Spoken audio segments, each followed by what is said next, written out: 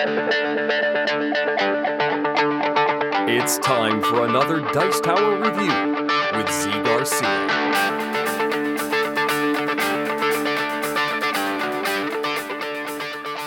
Hey folks, today I'm taking a look at a tile laying game called Kingdomino from Blue Orange Games. Now the title here is sort of silly. It's Kingdom and Dominoes because the tiles are, the pieces are shaped like dominoes. I get that. Kind of a goofy title, but short, simple game with some tile laying. I tend to like both of those things.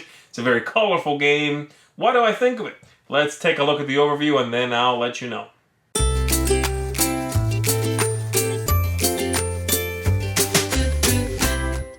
The objective of the game, as I said, is to build up your kingdom and to try to get the most points possible. And you're going to be doing that by laying tiles and building up the different land types to score for you. So let's remove the castle here for a second so we can take a closer look at this. I just jumped ahead a bit in the game just so you understand how scoring works. And then I will jump back and show you how you actually play turn to turn, okay? So let's say this player would be scoring their kingdom right now. You start with this tile in the center here, which does not score. It just allows you to place tiles out, okay?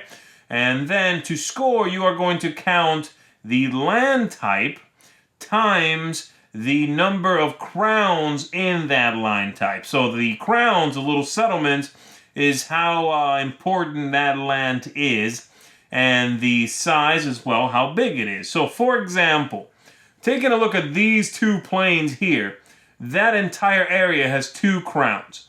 And so 2 crowns times 2 tiles would give you 4 victory points for that entire area. Over here, we have 3 crowns in that swamp, and so each square there is going to be worth 3. So 3, 6, 9, 12. All right, that's how that works. Whereas over here, for example, in that the yellow area there, which is I guess field, something like that, you are scoring nothing for those because there are no crowns at all. And so 3 times 0, nothing whatsoever. The water section over here would be 1 times 1 for 1 point. That's it. Let me show you how the actual tile drafting works and how you build up, and then you'll have a pretty good idea of how the game operates. To begin the game, each player has their little starting tile, as you saw before, their little castle, and then we are going to also give them a little pawn each, according to their color. That's your little king. We are going to, from all of the tiles that you'll be using, you'll take 3, and they are sorted by number. So we'll put the lowest over here, then this one, like so. And then for just the first round, we are randomly going to pull these out, and that player then makes a choice as to where they go. So yellow wants that one, then let's say we pulled pink, pink wants that one, then we pulled out blue, blue wants that one. Okay, now that that's done, we're going to take 3 more tiles, and obviously this is a game for, I'm showing you the one for 3 players, it would be 4 tiles for 4 players, and also 4 tiles for 2 players, because each player would have 2 of these little pawns, all right? So we take 3 more tiles. We again organize those by number. And let's push these in just a touch there. And now, starting from whoever has the lowest tile out here, we are going to, that player is going to take their little meeple here, their little king. They're going to move it to another tile on the new row and take that one and play it next to their kingdom. Now, the way playing these tiles works is anything can go next to the original square, and then only matching tiles, or at least one matching tile really, has to go next to something else. And what I mean by that is this. This player could play this tile next to this one here because the yellows match, even though the other 2 do not match. That's okay, as long as you make one match when you play, or you play next to the center tile, then you are good to go, all right? So that player has played there. Then blue will make a new choice and will play next to their castle. And then yellow will move their token and play next to their castle. Once this is done, then we flip over 3 more. And again, organize them numerically. And then starting from the lowest number again, you are going to move your token and make a new choice. So this player would now take this and perhaps play over here, like so. And then the yellow player would be next, and let's say they want to go first next time, so they will go, they'll go here, let's say, and then take this one and play it over here somewhere, and so on. That's basically it. So, as you can tell, players are going to be going back and forth, drafting these tiles, and choosing where they put them in their layout, in their castle there. The only other limitation is that your landscape can be at most 5 squares by 5 squares. You cannot go outside of that. It does not matter where the original square ends up. It does not need to be in the center, but the maximum is 5 by 5.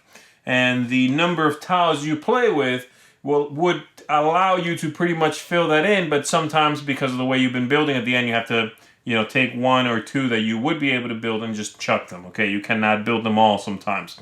And once the game's over, then you score up the same way I already showed you at the beginning. The only other thing I want to mention is that there is a 2-player variant in the game, which allows you to use more tiles than the regular version, because in the regular version you would remove about half of the tiles. This is all the tiles that come in the game here, so for a 2-player game you'd remove about half of them.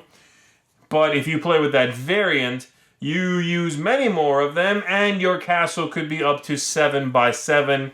It's a bit more strategic, it makes for higher scores, it's a little more interesting, so for gamers, that 2-player variant is a good way to go, okay? So that's basically it. You move these back and forth, drafting, laying out new ones, building up your castle. Highest score at the end of the game is the winner. I have to say I was not sure what to expect from this one. Now, the game is from my favorite designer, Bruno Catala, so I tend to expect to like his games.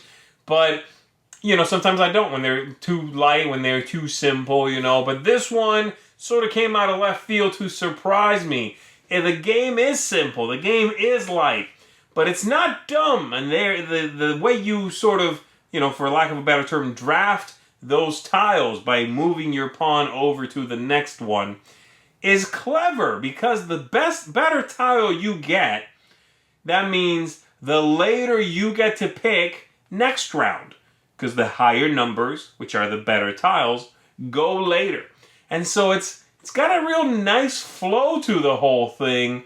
It's lightning fast, 15-20 minutes, you're done. It's colorful, as I said. Just really dug it. It's such a simple game.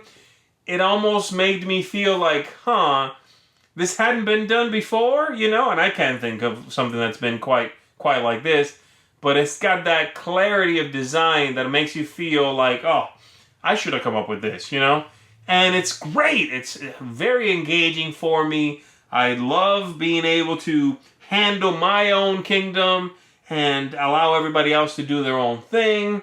So there's not that confrontation there, which I think is going to go over well for families, playing with kids, things like that, The most you can do is take someone else's tile. And yeah, that's sort of indirect confrontation, but it's not, there's no attacking, nothing like that. And just really kind of wowed me, this little game, So for me, big thumbs up on this one. You should definitely check it out when it is available. Kingdomino is a great family game, one that I think is going to go over well with kids as well. And I highly recommend it. If you're a tile-laying fan, folks, definitely check this one out. I think you might be pleasantly surprised. That's Kingdomino. Thanks so much for watching the Dice Tower videos. Find more great videos and reviews, as well as our top-rated audio podcast at Dicetower.com. You can also find other great shows at Dicetowernetwork.com. I'm Eric Summerer, and you've been watching The Dice Tower. The Dice Tower is sponsored by Cool Stuff Inc., where you can find great games for great prices. Cool stuff in stock. Check them out at CoolStuffInc.com.